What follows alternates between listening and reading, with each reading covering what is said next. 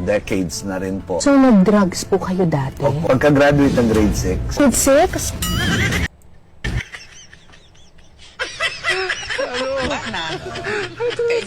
OMG mga kababayan, itong si Father, pagka-graduate ng grade 6 ay nag-drugs na, kaigit na si Father Adek.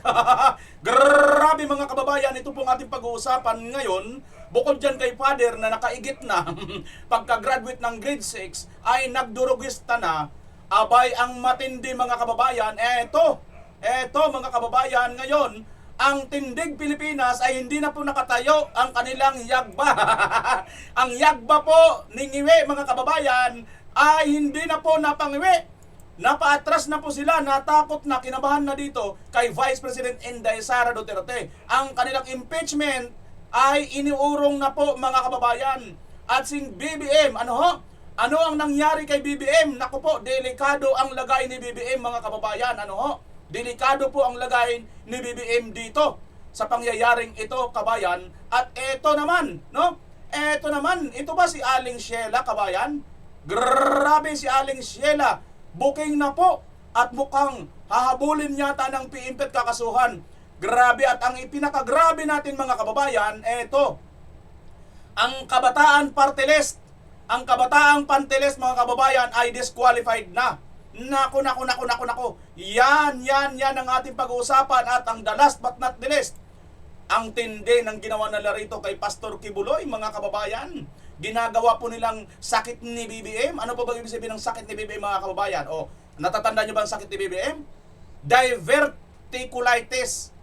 Ginagawang pang-divert ang issue dito kay Kibuloy at sa SMNI, para po ma-divert ang pinakamatitinding issue sa ating bansa ngayon mga kababayan. At ginagamit po itong si Pastor Kibuloy at ito pong mga DDS supporters mga kababayan.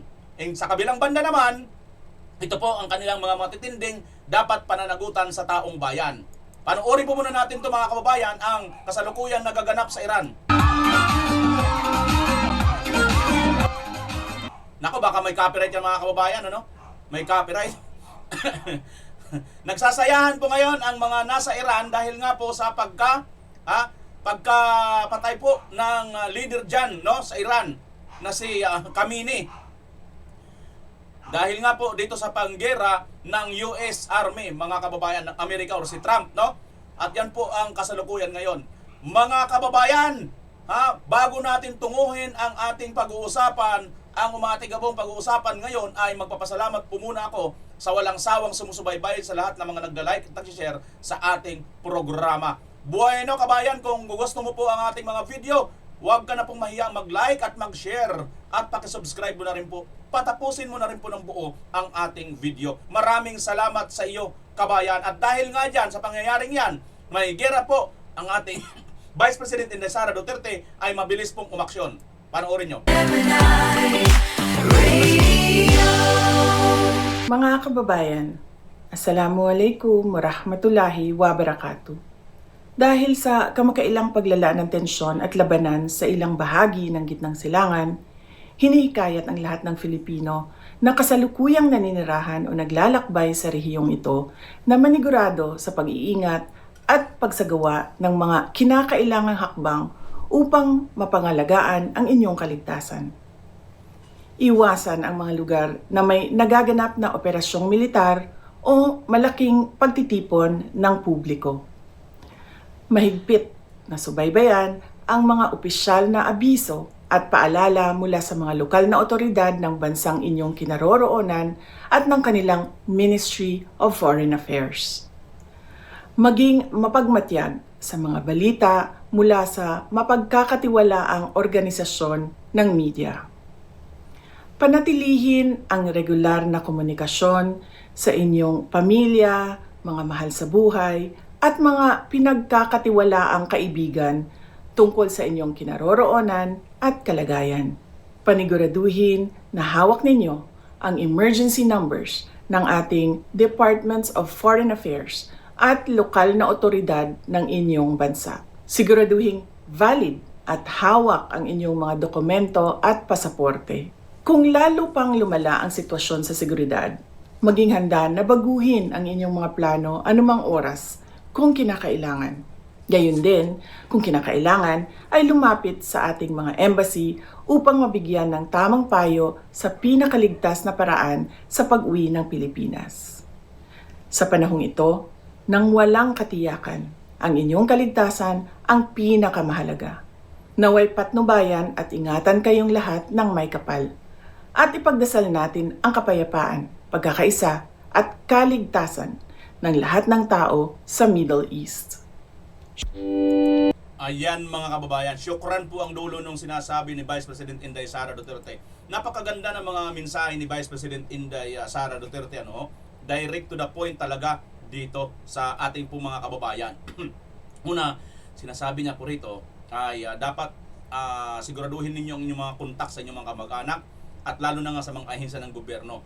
At ang isa pa, mag-rely po kayo doon sa mga organisasyon ng mga media na hindi po fake news. Tandaan po natin mga kababayan, ang mga media po ngayon ay isa po sa nasasangkot dito daw po sa mga nakatanggap ng malita mga kababayan. Ayon po dyan kay Attorney Baligod at ito nga pong isinawalat ng 18 na Marines. Ang tanong na lang natin dito, sino-sino ba ang mga media na yan na mga may tinanggap na pera galing po sa mga malita o sa tax ng bayan? Sana malaman din natin to balang araw mga kababayan, ano? Kasi itong mga media, matindi po ito ang sa atin ng mga vloggers dahil nga po sa ang dating para bagang nasasapawan natin sila mga kababayan, ano ho? Okay, so napakaganda ng pahayag ni VP Inday. Panoorin naman din natin tong si Ngagba mga kababayan. Di natin alam, delikado na raw po ang lagay ni Ngagba ngayon mga kababayan. Bakit kaya? Panoorin natin. Ang umaga po sa inyong lahat. Sa palagay ko po ay nambalitaan nyo na po na binomba ng Israel at saka ng Amerika ang Iran. At ang Iran naman ay sumagot bomba naman ng mga American base sa United Arab Emirates, sa Bahrain, sa Oman at siyempre sa Israel.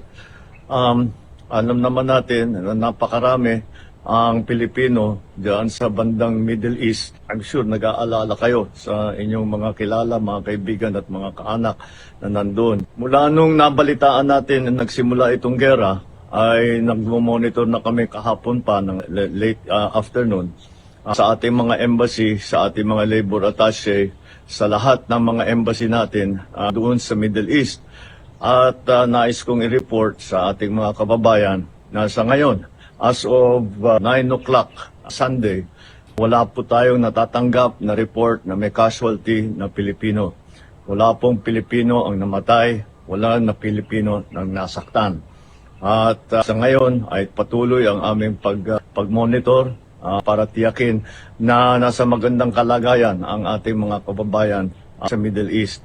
Ang ating tuloy-tuloy na binabantayan dahil ito'y kailangan natin tuloy-tuloy na bantayan at hindi ito tapos pa. Palagay ko patuloy pa itong gerang ito. Ngunit sa aming latest report ay ang ating mga kababayan ay nasa safe na lugar at sila ay kapunta sa mga bomb shelter kung saan sila at lumalayo sila doon sa mga bases ng Amerikano upang hindi naman sila mapalapit sa alanganin. Patuloy po ang pagre-report natin habang dumadating po ang report sa akin. Magandang umaga po. Hindi ka naman reporter, pangulo ka eh. At saka anong sabi mo? Pinapalayo mo yung mga Pilipino dyan sa mga base militar? Ano pa nang ginagawa mo dito sa Pilipinas? Nilalapit mo naman ang mga base militar. Oh, contradict ka talaga, Marcos Jr., hindi mo na alam. Delikado na siguro ang lagay mo, ano? Kasi mga kababayan, ayon sa balibalita, ito daw po ay nasa ospital. So hindi natin alam kung AI ito. AI itong nagsasalita, di ba? O kung totoo man, matagal-tagal siguro itong nag-memorize. Di ba? Hindi natin alam kasi hindi naman po ito live eh. Sana kung live, para mas maganda live, di ba mga kababayan? Ewan ko lang no, kasi sa Tatay Digong dati talagang naka-live eh. Live talaga siya bibigay ng mga situation scenarios no. Di ba? Pero ito ngayon, mahilig po ito sila sa ano, 'di ba? Dati na inahanapan na natin ng ano, ng mga medical at nagkaroon nga po ng mga kaso-kasong iba natin mga kaibigan, mga kakilala, no? Dahil nga po sa sinasabing fake news daw or hindi daw totoo na may malubhang karamdaman ito si BBM at yung mga pinakita sa mga post, no? But anyway, mga kababayan, kita nyo naman, no? Kita nyo naman ang itsura niya, parang alam nyo sa mga sa waray, nanhupong, parang nanhupong na tuyot, ano?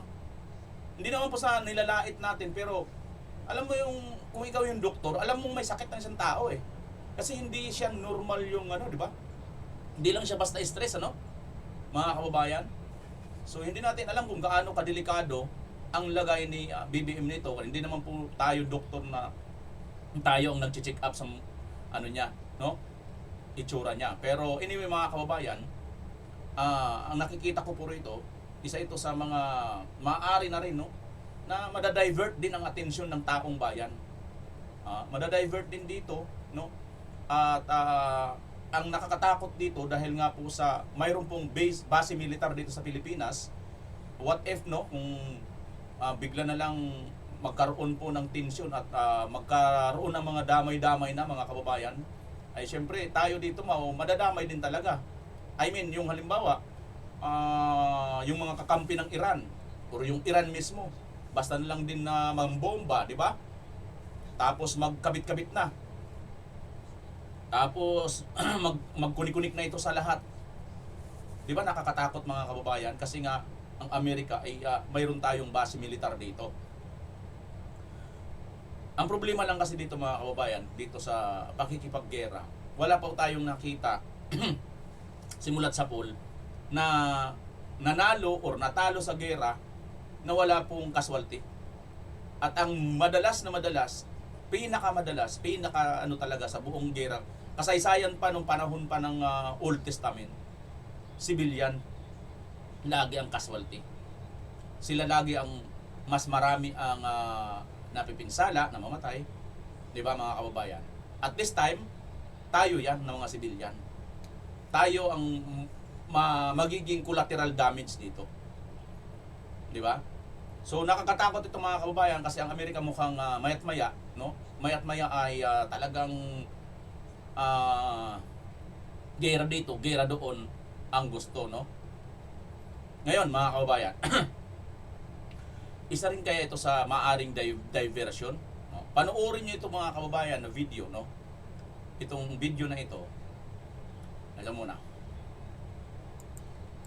Nakatakdang bawiin ng mga petitioner sa second impeachment complaint ang kanilang reklamo laban kay Vice President Sara Duterte. Inanunsyo ito sa pamamagitan ng isang pahayag na isinapubliko araw ng Linggo, March 1. Ayon sa petitioners, ang pagbawi ay upang masuportahan ng buo ang third impeachment complaint laban sa pangalawang Pangulo na naglalaman ng kaparehong aligasyon at mahalagang ebidensya. Paniniwala nila sa pamamagitan nito, mas mapapalakas ang kanilang posisyon at mas mapapabilis ang pag-usad ng kaso patungo sa impeachment court. Sang-ayon dito si Akbayan Party List Representative Percy Sendanya na isa sa mga endorser ng second impeachment complaint. Anya, kailangang tiyakin ang pinakamalakas na kaso sa pinakamabilis na paraan para matiyak ang impeachment trial ni VP Duterte dahil kailangan na nitong sagutin ang mga seryosong aligasyon ng pag-abuso sa kapangyarihan at katiwalian. Formal namang gagawin ang pagbawi sa kanilang impeachment complaint araw ng Lunes, March 2, kung saan nakatakda rin ang unang araw ng deliberasyon ng House Justice Committee sa impeachment complaints na inihain laban kay VP Duterte. Samantala, makikipag-ugnayan ng Kamara sa Bureau of Jail Management and Penology at sa kinauukulang korte para matiyak ang seguridad ni Ramil Madriaga, ang sinasabing dating bagman at aide ni Vice President Sara Duterte. Ito ang ipinahayag ni House Justice Committee member at Bicol Saro Party List Representative Terry Ridon.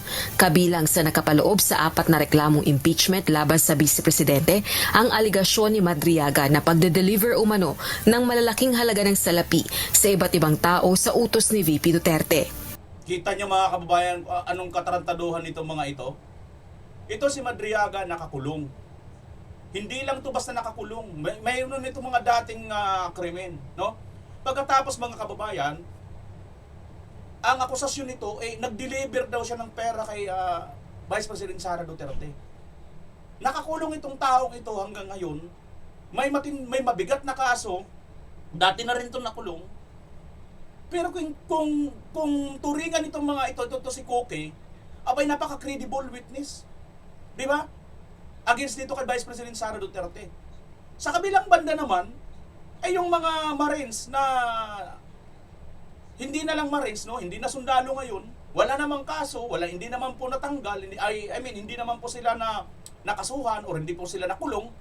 Aba, sila ngayon yung hindi credible. Parehas ang binabanggit o nag-deliver. Gago ka ba, Koke? Di ba mga kababayan? Isang kagagawan, ano? Biruin mo, mas mahalaga sa kanila, mas mabigat sa kanilang ebidensya yung mga nakakulong at mga sentensyado na kaysa dito sa mga dating Marines, dating sundalo na hindi naman nakakulong. Na nagigits niyo po yung point dito mga kababayan? Paano nila pinapaikot ang taong bayan? Kung nagigits ninyo, comment nyo sa baba. Ibig lang sabihin dito mga kababayan, wala itong basura po talaga itong impeachment na ito. Naghahanap sila ng mga basura. Katulad ditong si Madriaga, isang basura, isang salot sa lipunan dahil kriminal at andyan nga sa kulungan na di umano, nagbibintang na may deliver daw siyang pera kay BP Inday. Di ba? What a shame itong ating pamahalaan ngayon. Sa kabilang banda naman, inaakusahan sila ng mga Marines. Abay, ang mga Marines naman ngayon ang hindi credible. Ang tindi, ano mga kababayan? Ang tindi talaga ng utak nitong mga ito. Balikan natin tong tindig Pilipinas kuno. Itong si Tabingi. Kita nyo mga kababayan, itong mga ito, 4 ang impeachment na dinala nila. Yung 4 na yan, halos iisa lang naman ang laman. Di ba?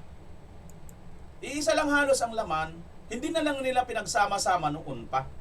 Kailangan talaga nila magpasikat, magpabida, magpabibo. Kasi every time mga kababayan na mayroon silang galaw, media kaagad. Kasi ang mga media rin naman, isa rin sa mga nabanggit na nahatiran din ng malita. Di ba? Kunikonnektado. Ang ICC rin, na nagkidnap kay Tatay Digong, konektado din. Nabagian din ng malita. Tingnan nyo itong mga pangyayaring ito. At ang isa pang nabahagian ng malita mga kababayan, ito. Ito talaga mga kababayan nabahagian ng malita. Ang matindi.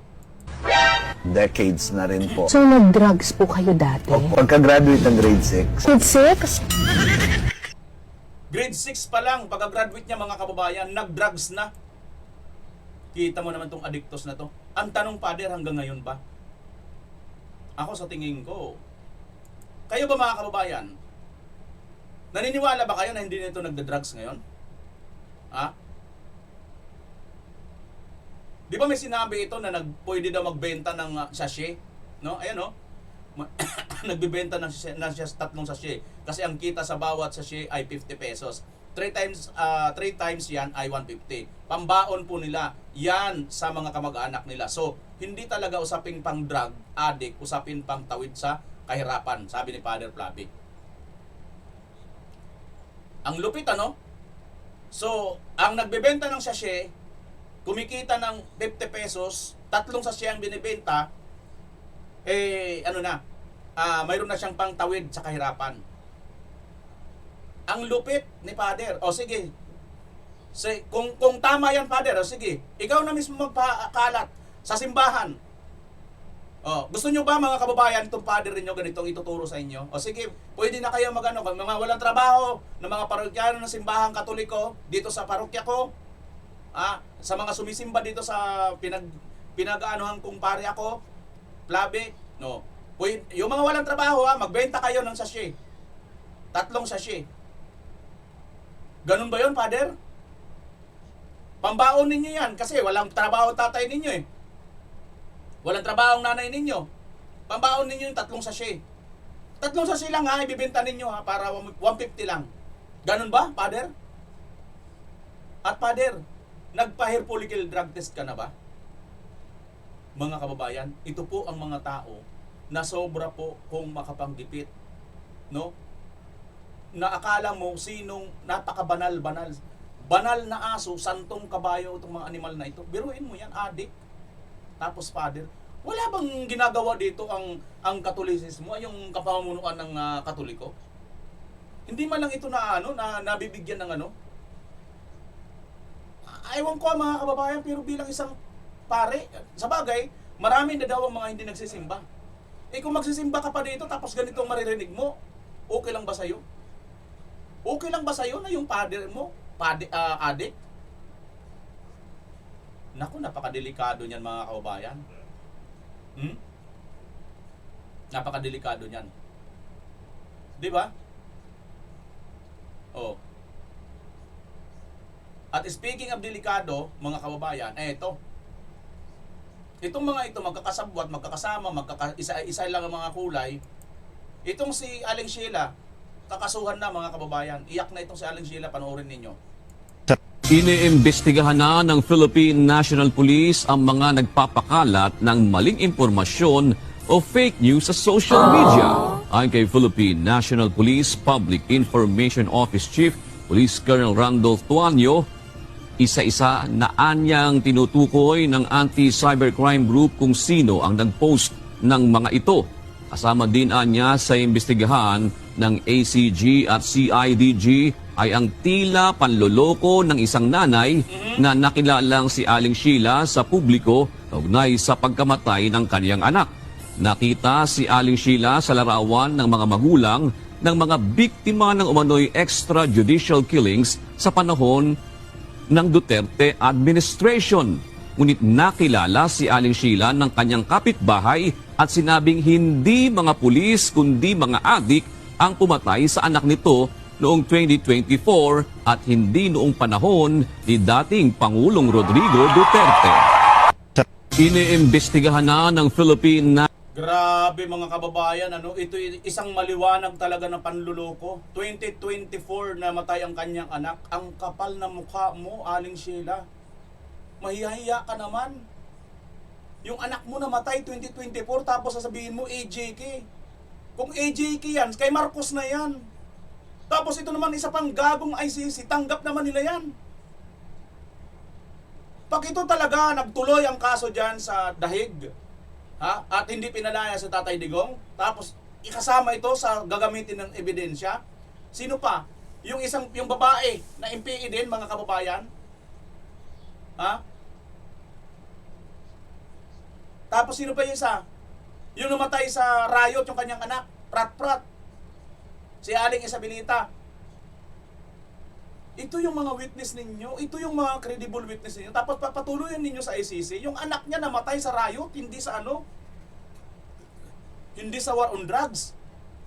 At ito talagang pinakamatulupit mga kababayan. 2024 na, si Presidente Duterte 2022, June. Wala na sa Pangulo. Si Marcos na 2022 hanggang 2024. Tapos ibibintang kay Tatay Digong. Di ba isang maliwanag na panggagago, ginagago nito, hindi lang yung mga Pilipino, kundi pati itong mga animal na mga ICC. Na ito naman mga hayop na mga ICC na to, tuwan-tuwa rin naman. Wala silang pakiramdam. Mga adik din ba itong mga taga-ICC, mga kababayan? Di ba? Nako. Sana may mag-file ng kaso dito. Wala lang talaga akong pera, pero siguro sana mayroong concerned citizen. Kasuhan ito si Nanay Sheila. Si Aling Sheila na to. Kasi ang anak niya 2024 tapos andun siya . Di ba? May mga nakita pang video or picture na shopping to the max ng mga ito, ang gaganda na ng mga bag. Yan, si Aling Sheila tsaka yung babaeng ang kapatid niya hindi malaman kung namatay 2017, 2019. Hindi niya masabi. Di ba? Tapos yung isa naman na namatay ng Prat-Prat, ang kinamatay ng anak, Isabelita naman yun. Ayan. Andyan, magkakasama sila. Shopping galore ang ginawa nila dyan sa Dahig. Pagkatapos, katulad lang din naman natin mahihirap itong mga ito . Ang hirap makapunta dyan, milyon ang gastos mo dyan. Di ba? So mga milyon-milyon na yan, ang bilis nyo na pag-ipunan, Nay.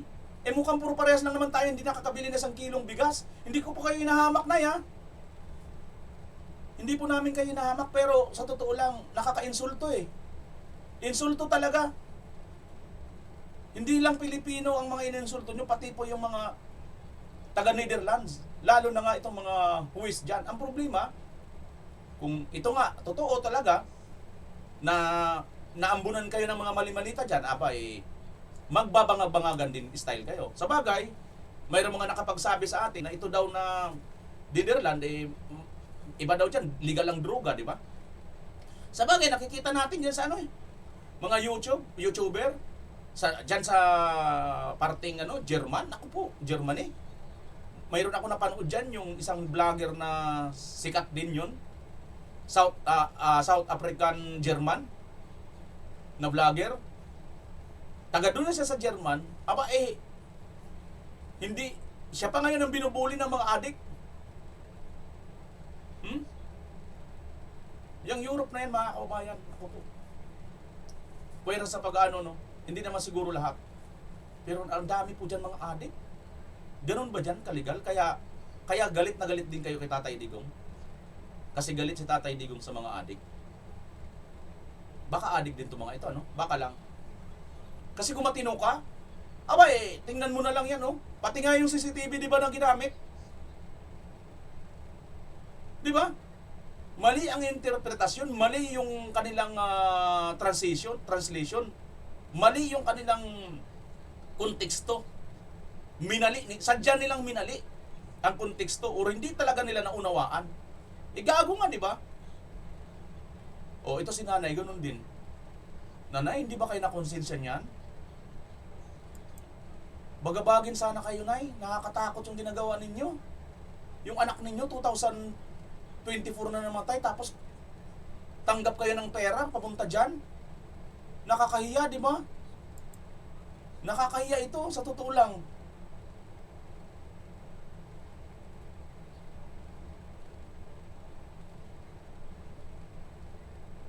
Ito nakapunta ng Europe, nakapunta ng Netherlands. Walang investigasyon. Ha? Grabe, nakakatakot mga kababayan. Ito, tingnan ninyo. Isa pa sa ginagawa nilang panggigipit sa mga Duterte at dito kay Pastor Kibuloy, grabe, no? Mga kababayan, ito po ang nangyayari dito ngayon. Breaking, Makati Court freezer massive empire of Pastor Apollo Kibuloy. Everything from bank accounts, everything mga kababayan, tingnan nyo to, pakinggan nyo na maigi, everything from bank accounts to fire trucks and a private jet now under government look. Alam nyo, sa totoo lang, everything prinis nila, pati yung fire trucks.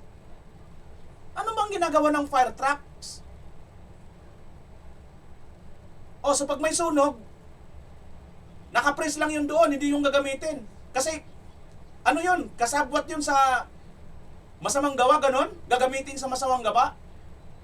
Gago mga kababayan, Ako hindi po ako KOJC member, pero hindi na po ito tama. Fire trucks yan Volunteer nga lang yung na yan Di ba karamihan dito sa sa Chinatown, sa Binondo, di ba? Ang dami diyan fire volunteer brigade. Fire volunteer lang sila diyan. Itong fire trucks, saan ba ito gagamitin? Di ba pag may sunog? Tapos pati yan, nahihibang na talaga itong gobyerno natin mga kababayan, Masyado na silang obsessed sa panggigipit sa mga Duterte. Lahat ng mga kadikit na mga Duterte, katulad nitong KOJC Iminay at si Pastor Kibuloy, gigipitin talaga nila. In a sweeping 12-page wait lang In a sweeping 12-page ulitin ko. In a sweeping 12-page asset preservations order, the Makati Regional Trial Court, Branch 147, has slapped a hold on 12 bank accounts, 37 real estate properties, 25 vehicles, including 2 fire trucks, a fuel tanker, and even a Cessna aircraft linked to Kingdom of Jesus Christ founder Pastor Apollo Kibuloy and the KOJC's executive pastor. The court said the freeze is needed to keep the assets from being hidden or move out of reach, while civil forfeiture and other legal proceedings continue. Kibuloy and KOJC were unable to prove the assets came from legitimate source. The order added, this latest legal down comes amid serious criminal allegations against Kibuloy, who is facing multiple charges including sex trafficking and money smuggling. Ano ang grounds nila mga kababayan para i-freeze lahat? Ano ang pinagbasihan nila dito para i-freeze lahat? At sasabihin nila, hindi daw malaman kung saan galing.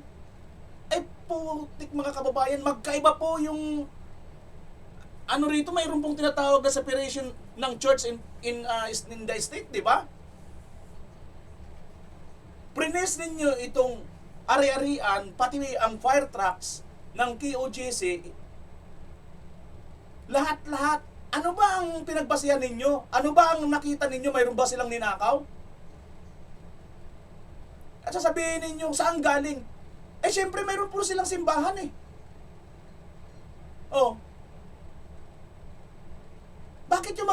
Bakit yung mga simbahan ng mga Katoliko nagsisiyaman, nagsisipaglakihan? Hindi nyo rin tinanong kung saan galing yung kanilang Di ba mga kababayan? Ang gulo ang talaga. Sadya lang talaga nila gipitin. Gusto lang talaga nilang gipitin. Di ba? Saan Sa totoo lang mga kababayan, wala silang karapatan Manapa, mas may karapatan ng taong bayan mag-demand na dapat i-freeze ang kayamanan ni Martin at ni Marcos Jr. Bakit? Nababanggit sila ngayon, pati itong si Charis. At ang iba pang mga congressman. Sila dapat ang i-freeze dahil mayroon pong mga witness, may mga ebidensya na magpapatunay, may mga litrato. Excuse me. May eyewitness mismo. Hindi lang eyewitness, sila mismo ang nag-deliver. Kumaga involved sila. Kayo anong pinagbasihan ninyo para i-freeze ninyo pati fire trucks? Bakit? Bawal na ba pag may sunog ang fire trucks umakto? Hindi ko makuha yung logic, kabayan, Ang hirap kunin yung logic kung paano nila naisip pati fire trucks. Aywan ko, hindi ko ma-imagine paano talaga. Hindi to gawain ng matino, mga kababayan. Bangag lang talaga mga kagawa nito No wonder talaga, mga kababayan. Napakabangag nitong presidente kasi natin. So ayan, yan pong ginagawa nila. Sino ba dapat ang ma-freeze ang mga kayamanan at asset? Bakit si Romualdez? Ang dami nang nagpangalan, Saldico, Sergeant Gutesa, at ito ngayon 18. Ilan na? 20 na mahigit na mga tao at mga diskaya pa. Ang dami, mahigit 20 mga tao ang nagpangalan dito kay Romualdez, pero wala man lang isa na naisampang kaso dito kay Romualdez. Wala man lang isa nagsabi, oy, praise ang kayamanan ni Romualdez. Di ba?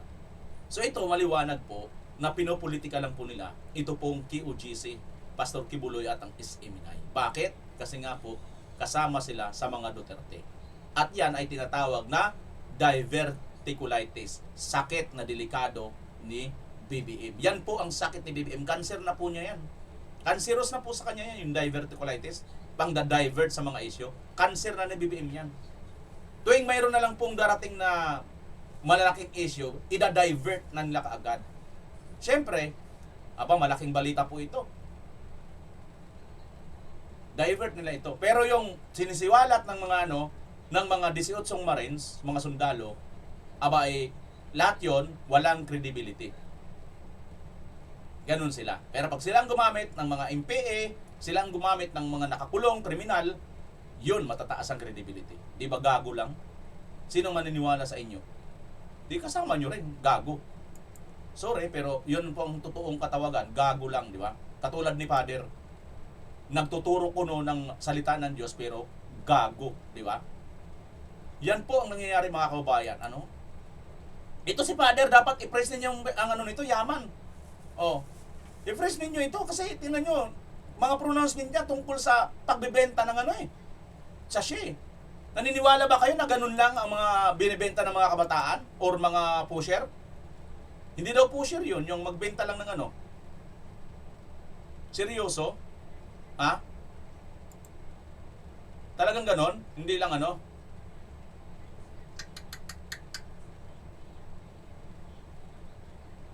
Di ba? Ang tindi nitong animal na pari na to. Grabe talaga. Grabe. Malidemonyo, biruin mo yan. Para lang din to si Marvel eh.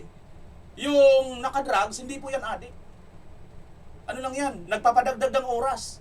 Same sila, no? Bakit kaya ganito ang nangyari kay sa BBM administration? Napakalayo ang kakaiba. Ibang-iba sa panahon ni Tatay Digong. Kasi si Tatay Digong talagang kinalaban niya yung mga durugista. Ito naman ngayon, Marcos admin, talagang love na love ang mga durugista. Nako po. Eto na mga kababayan, isa pa itong love na love ito ni Marcos. Pero ngayon, mukhang aaksyonan na ng Comelec. Madi-disqualified na itong kabataan ni Kulot, party list mga kababayan, at saka ni si Raul Manuel. Okay, so diretso na po tayo. Unahin po natin ito pong pagdinig po sa disqualification ng Kabataan Party List. Ano? Bukas po yan, February 26. At meron pong statement po yan ng NTF-ELCAC sa pamamagitan po ni Executive NTF-ELCAC Executive Undersecretary Ernesto Torres Jr., Executive Director po ng NTF-ELCAC. So basahin muna natin, no? Yun po ang kanyang statement. Actually English po ito, no? Nakapost po sa kanilang sa NTF-ELCAC Facebook page, pero subukan po nating i-translate po sa Tagalog, no? NTF-ELCAC, ang pagdinig sa Pebrero 26 ay isang napapanahong babala para protektahan ang kabataan, no? Yan po yung titulo, no, sa Tagalog, ha? Translated natin sa Tagalog nga. Doon po sa post ni Undersecretary Torres Jr. Buong pusong sumusuporta ang National Task Force to End Local Communist Armed Conflict, NTF-ELCAC, sa Commission on Elections, COMELEC, sa pagpapatuloy ng disqualification hearing laban sa Kabataan Party List ngayong Pebrero 26, 2026. Bakit po importante ito mga kaibigan, mga parders, yung hearing, no? Habang binabasa po natin, papaliwanag po natin, no? Dahil napaka-importante po talaga ito. Lalong-lalo na po dyan sa mga party list na left-leaning, no? Kasi nagagamit po yan para isulong yung kapakanan o yung gusto ng mga makakaliwang mga grupo. Kaya napapanahon po talaga ito, no? Ang pagdinig na ito ay hindi isang palabas na politikal. Ito ay due process o tamang proseso ng batas. Ang mga nakaraang insidente na kinasasangkutan ng mga kabataang may ugnayan sa mga network ng kabataan ay kabataan, no? Yung network ng Kabataan Party List, no? Ay nagpapatibay sa isang nakababahalang padron, ang ideological grooming na nagsisimula sa mga campus at nagtatapos sa armadong pakikibaka. Kapag ang mga batang estudyante paulit-ulit na lumilitaw sa struktura ng New People's Army o NPA, hindi na ito matatawag na nagkataon lamang. Ito ay isa ng pipeline o daluyan ng recruitment. Yan, no? Bakit po natin sinusulong, no? O binabahagi ito pong mga impormasyon na ito, mga kaibigan, mga partners, dahil yan po talaga ang katotohanan na gaganap, no? Yun pong nangyari dyan sa Mindoro, di ba? May mga namatay po dyan na mga estudyante, no?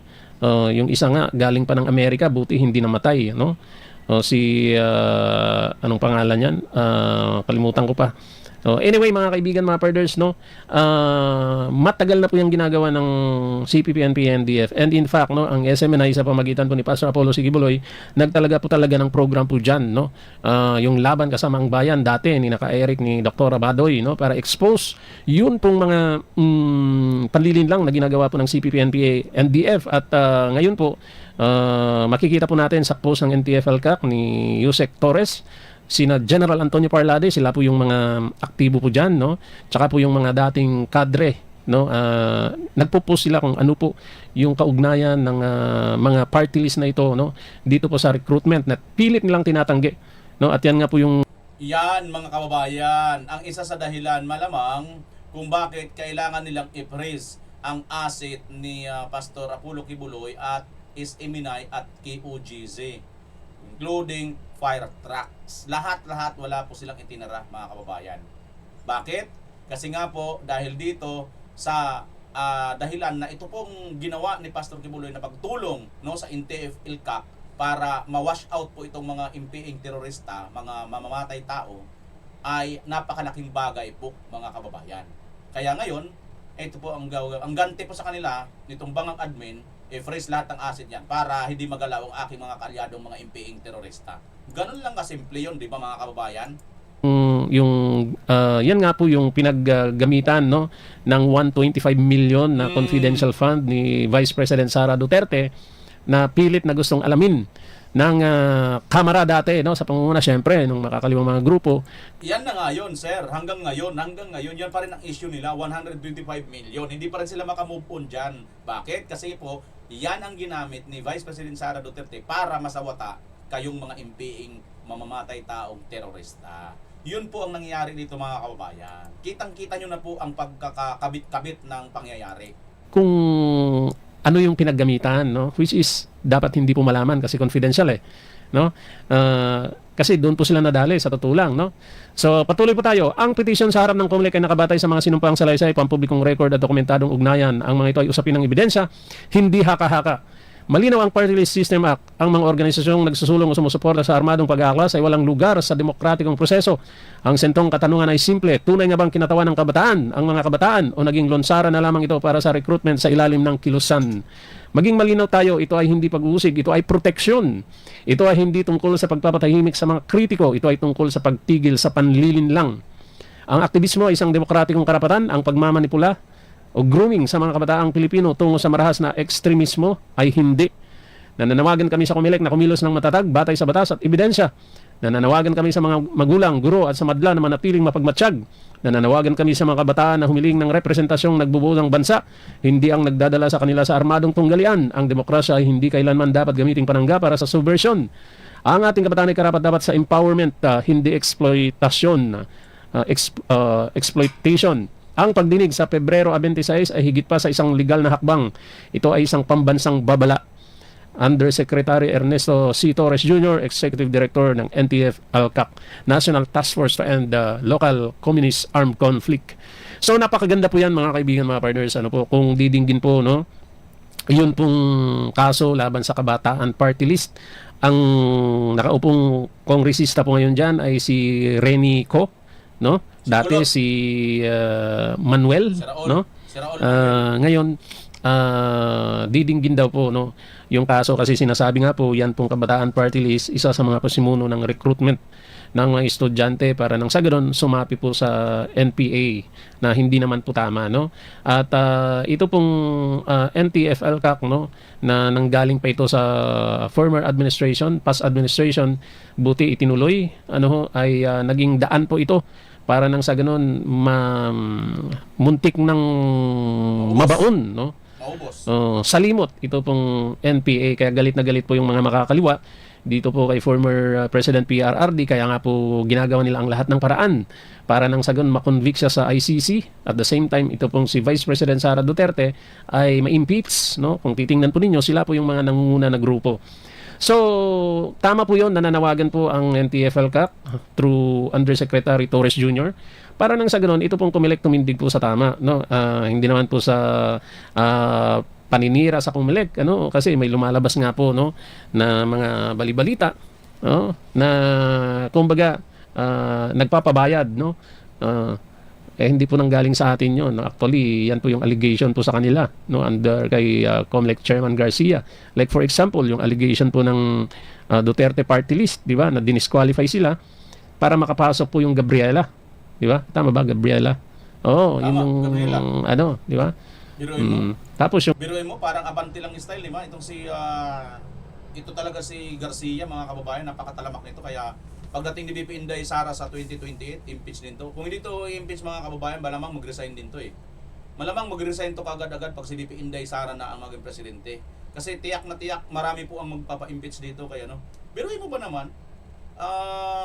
Ayun nga, talo si Abante, pero nakaupo.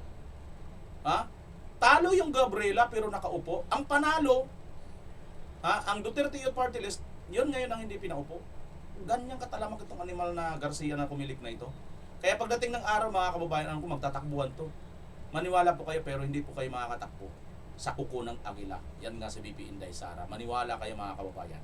Ngayon, eto, tingnan nga natin, nasaan na mga si Bangag ngayon? Hinahanap ito ni Attorney Harry Roque. Pero mga kababayan, ito no, isa po ito sa mga fang-divert lang po nila. Itong issue na ito rito, ginagawa lang po nila ito para ma-divert, no? Lahat ng ito, ma-divert ang atensyon ng taong bayan. Kasi si BBM, tingnan nyo po ano ho, tuwing may mga malalaking issue lumulutang, bigla-bigla nawawala. It's either nagkakasakit or hindi mahanap. 'Di ba mga kababayan? Sana pag nawala siya, hindi na siya magpakita. Tuluyan na mga kababayan para si BP Inday na lang, no? Kasi wala kang silbi, inutil ka talaga na presidente. BBM, wala ka talagang silbi, no? Hindi mo talaga ginagampanan ang trabaho mo. 'Di ba mga kababayan? So, ngayon ang mangyayari, sana wag ka na sana magpakita, tuluyan mo na lang itago mo na lang sarili mo dahil wala rin namang silbi, walang pakinabang. Ha? Wala ka nang pakinabang, perwisyo pa sa taong bayan ang inaabot ang dinudulot namin. 'Di ba? Nasaan ka ba ngayon sa gitna ng crisis? Panoorin nga natin si Attorney Roque saglit. Magandang umaga po sa inyong lahat. Nako, hindi po mabuting balita, no? Dahil milyong-milyong mga kababayan natin ang nagtatrabaho at naninirahan sa gitnang silangan at nagkaroon na po ng putukan sa gitnang silangan. Matagal na pong inaasahan ito dahil alam naman natin na iba talaga ang tripping ni Trump ngayon, no? Binabaliwala niya ang international law na nagpabawal ng paggamit ng dahas, lalong-lalo na kung ito ay nakalaan para kontrolin ang tanging yaman ng isang bansa.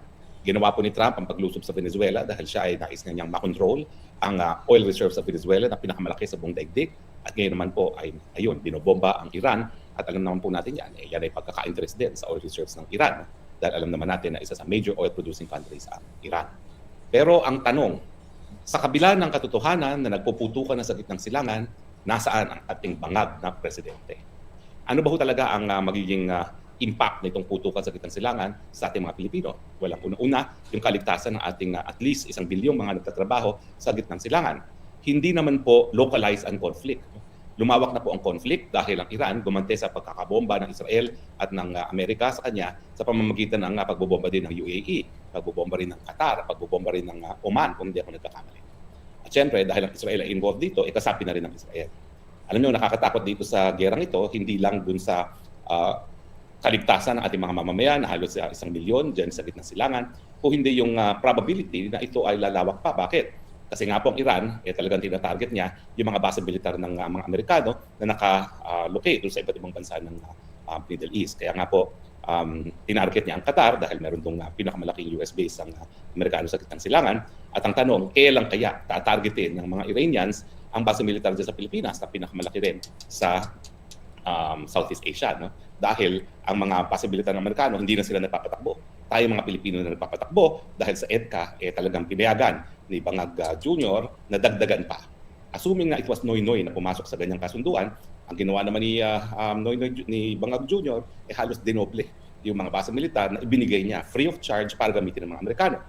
So ngayon, dahil talagang ang pagganti ng Iran ay pananarget ng mga base militar ng mga Amerikano, may posibilidad dapat tayo talaga matarget ng mga Iranians. Hindi ko po sinasabi na gagamit sila ng intercontinental ballistic missiles, pero pwede sila magpadala ng mga suicide bombers dyan sa mga base militar ng Pilipinas para lang iparating na talagang ang Iran ay gumaganti at kayang tumayo laban sa mga Amerikano.